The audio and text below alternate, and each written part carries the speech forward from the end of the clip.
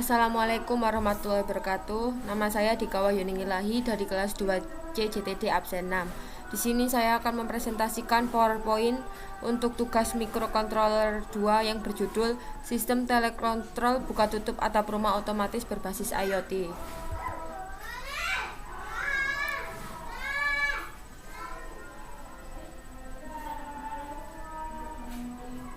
Yang pertama, kita ke pendahuluan.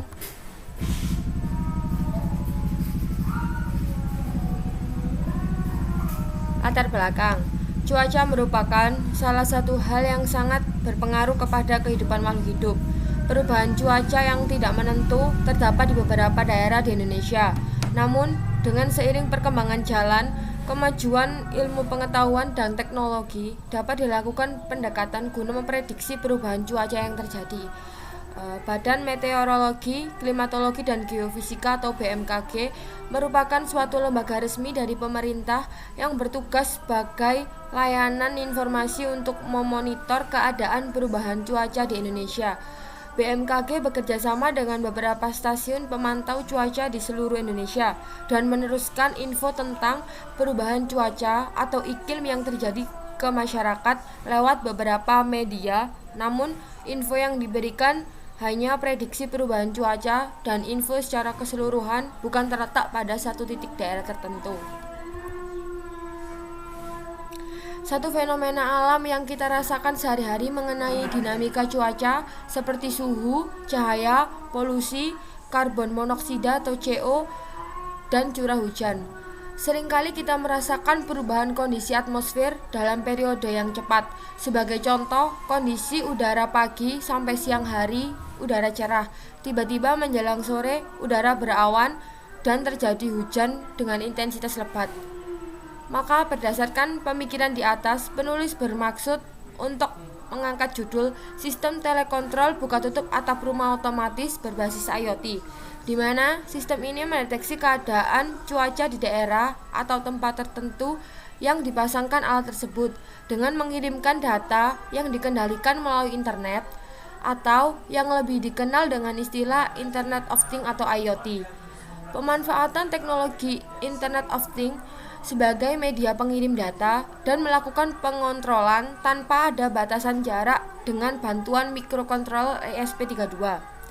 Alat ini merupakan suatu sistem yang didesain untuk mengumpulkan data suhu lingkungan, mendeteksi air hujan, dan mendeteksi perubahan intensitas cahaya serta real time. Hal inilah muncul sebuah ide membuat alat pemantau cuaca berbasis IoT, yang mana diharapkan memudahkan pengguna untuk mengetahui keadaan cuaca secara real time pada suatu daerah atau tempat tertentu, dengan cukup mengakses smartphone, serta apabila terdapat perubahan cuaca yang cukup signifikan, maka atap rumah akan menutup dan lampu akan menyala, sehingga pengguna tidak perlu menutup dan membuka atap rumah secara manual lagi.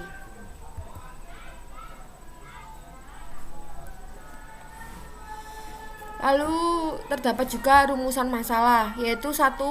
Bagaimana cara membuat sistem kontrol buka tutup atap otomatis menggunakan ESP32. Yang kedua, bagaimana cara menghubungkan ESP32 ke database melalui jaringan internet. Yang ketiga, bagaimana cara membuat aplikasi pada smartphone menggunakan kodular.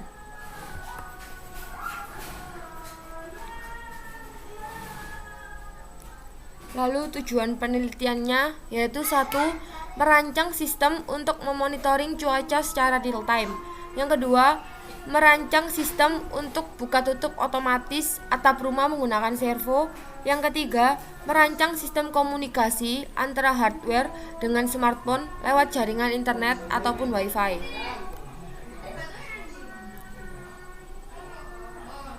Lalu ada metode penelitian, yaitu tahapan penelitian.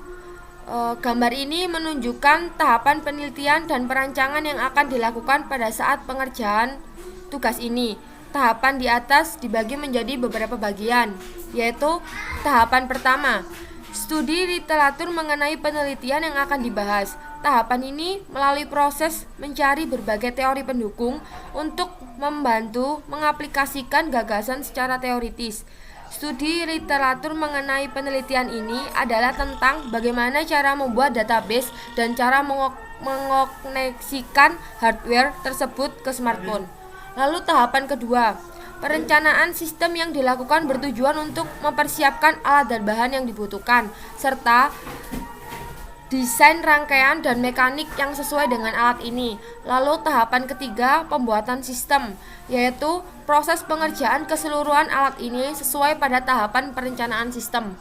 Lalu tahapan keempat, pengujian, yaitu proses pengujian alat ini apakah bekerja dengan baik. Jika tidak, maka harus mengulang tahap kedua dan tahap ketiga agar pengujian sudah bekerja dengan baik. Lalu tahapan kelima, analisa hasil pengujian, yaitu proses membandingkan tingkat keberhasilan dari tahap pengujian. Lalu tahapan keenam, pengambilan data dan analisa, yaitu proses pengambilan data dari alat ini yang selanjutnya dapat dijadikan sebuah kesimpulan dan saran. Lalu tahapan ketujuh, kesimpulan, yaitu proses menyimpulkan hasil dari keseluruhan pekerjaan ini. Lalu tahapan kedelapan, pembuatan laporan.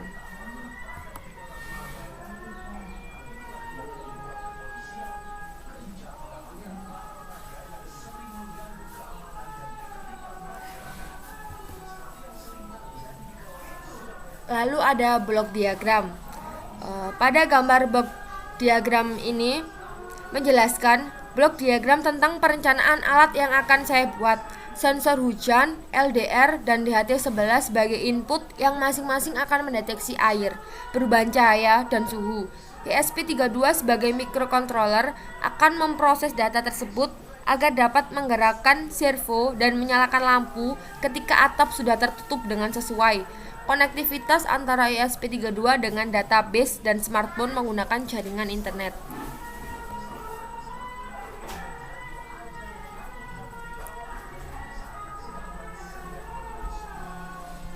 Lalu di sini alat dan bahan yang saya gunakan yaitu ada ESP32, lalu servo, lalu kabel jumper, lalu sensor hujan, sensor LDR, DHT11, relay, lampu LED, dan LM35.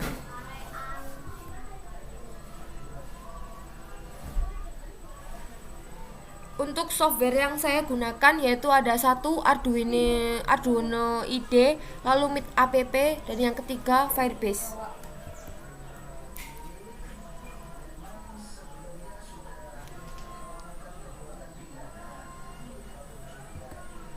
Lalu untuk flowchartnya seperti ini.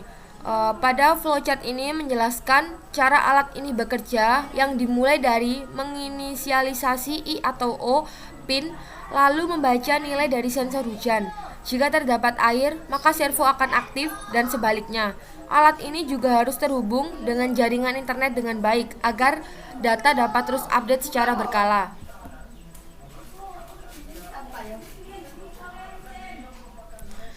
Cara kerja.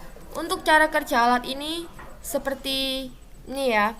Pada saat pertama kali dijalankan, ketiga sensor pada alat ini yaitu sensor hujan, LDR, dan DHT11 masing-masing akan mengirim nilai ke microcontroller. Sensor yang terpasang akan terdapat perubahan seperti satu, adanya air hujan yang jatuh pada sensor hujan. Lalu yang kedua, perubahan intensitas cahaya dari terang ke gelap atau siang ke malam pada sensor LDR. Yang ketiga, perubahan temperatur dari normal ke panas pada sensor DHT11. Apabila salah satu dari ketiga nilai itu terpenuhi, maka servo akan berputar dengan kondisi menutup atap dan lampu akan menyala. Apabila tidak ada sensor yang berubah nilainya atau dalam kondisi normal semua, maka servo tidak akan berputar atau dalam kondisi atap terbuka dan lampu akan mati. Ketiga nilai sensor akan dikirim ke aplikasi smartphone.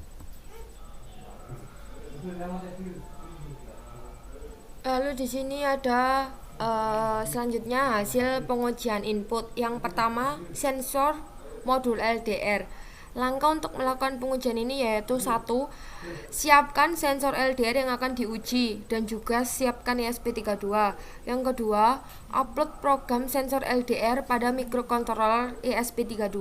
Lalu yang ketiga, coba beri cahaya untuk menguji tingkat sensitivitas daripada sensor LDR agar dalam kondisi terang. Kemudian, coba beri penghalang supaya sensor LDR dalam tidak menangkap cahaya agar dalam kondisi gelap. Lalu yang keempat, amati dengan seksama nilai yang dikeluarkan oleh sensor tersebut. Yang terakhir, catat nilai yang dikeluarkan oleh sensor LDR ke dalam tabel. Dan untuk tabelnya sendiri hasilnya seperti ini. Kalau hasilnya terang itu high atau 1. Lalu kalau gelap itu 0 atau low.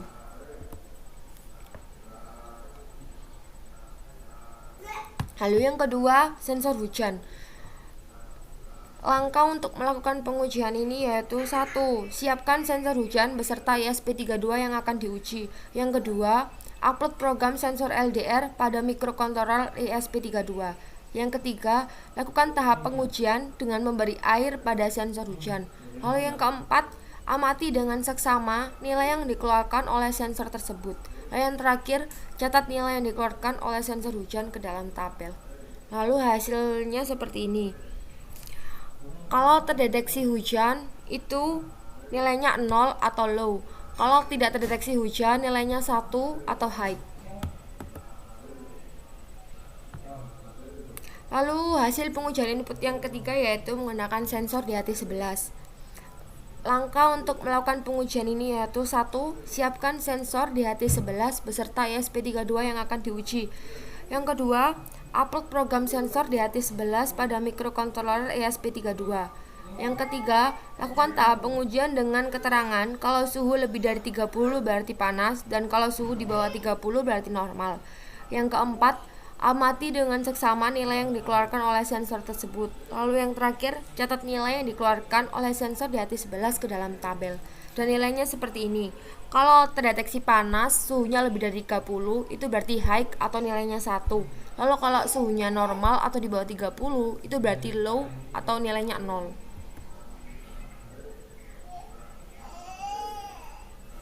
Lalu kita ke hasil pengujian output ya.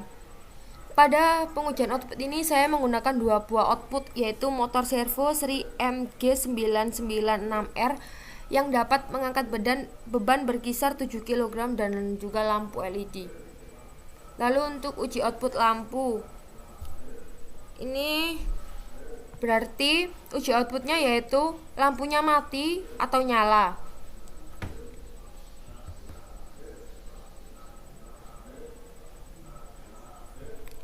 Lalu yang kedua yaitu uji output untuk motor servo. Di sini ini artinya serial monitor tidak ada hujan, maka akan muncul keterangan no rain dan nilainya 4095. Lalu yang kedua, serial monitor lampu mati akan muncul status lampu off dan nilai intensitasnya di bawah 1000. Lalu yang ketiga, serial monitor lampu mati akan muncul status lampu off dan nilai intensitasnya di bawah 1000 juga.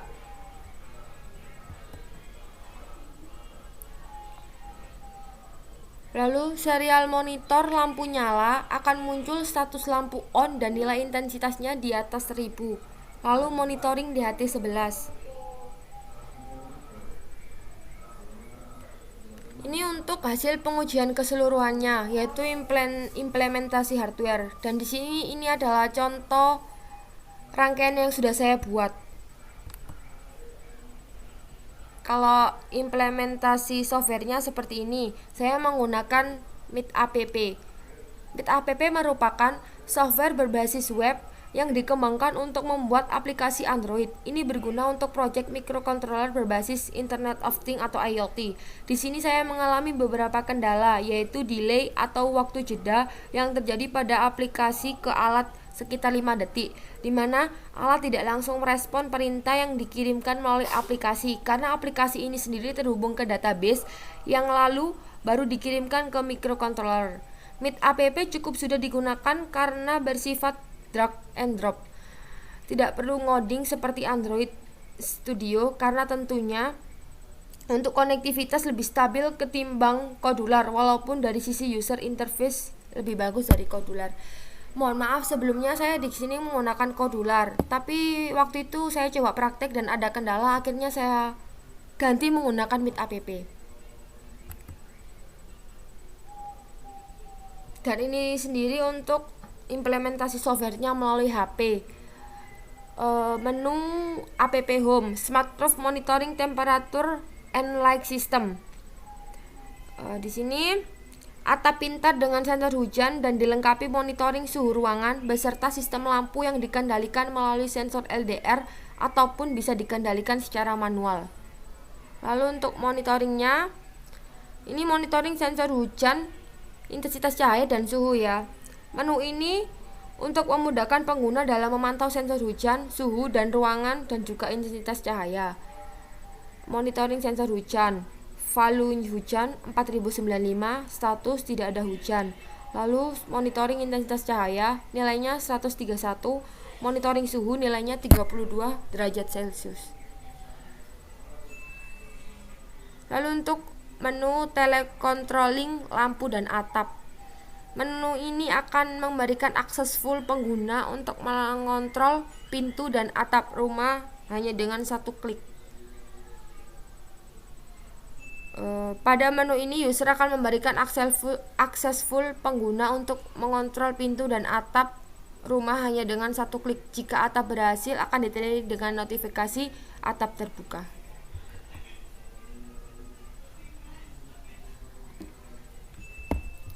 Lalu yang terakhir, kesimpulan. Dari proyek semester yang berjudul Sistem Telekontrol Buka Tutup Atap Rumah Otomatis dengan memanfaatkan aplikasi Android pada smartphone berbasis Internet of Things, dapat diambil kesimpulan bahwa aplikasi Android yang dikembangkan ini dapat memudahkan pengguna untuk memonitoring dan mengontrol atap dari jarak jauh, sehingga sangat direkomendasikan apabila pengguna memiliki rumah mewah dengan 3 lantai, yang akan sangat efisien apabila diterapkan dengan sistem Internet of Things.